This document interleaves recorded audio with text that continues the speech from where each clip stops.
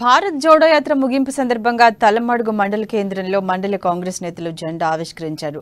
Congress party మండల అధ్యక్షుడు కళ్యాణం రాజేశ్వర్ జెండాను ఎగురవేశారు. ఈ కార్యక్రమంలో జడ్పీటీసీ గణేష్ రెడ్డి, శ్రీనివాస్ రెడ్డి, ప్రతాప్ రఫీక్, గణేష్ కాంగ్రెస్ పార్టీ కార్యకర్తలందరూ పాల్గొన్నారు.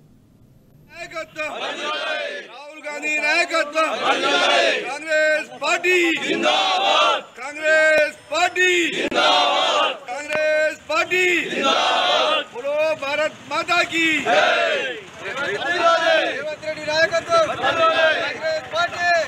ఈ రోజు ఏదైతే భారత్ జోడో యాత్ర రాహుల్ గాంధీ కశ్మీర్ నుంచి కన్యాకుమారి వరకు వెళ్ళి అక్కడ ముగింపు కార్యక్రమంలో మరి గాంధీ గారి వర్ధంతి సందర్భంగా మరి జెండా ఎగిరేయడం జరిగింది.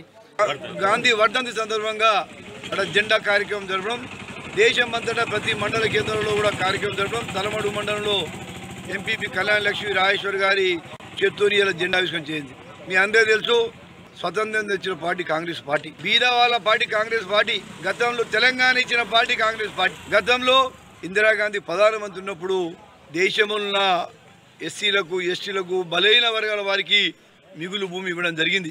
ఇలా బ్యాంకుల్ని జాతీయం చేస్తే సామాన్యుడు కూడా బ్యాంకు పోయేంత స్వేచ్ఛ ఇచ్చింది కాంగ్రెస్ పార్టీ. గతంలో బ్యాంకు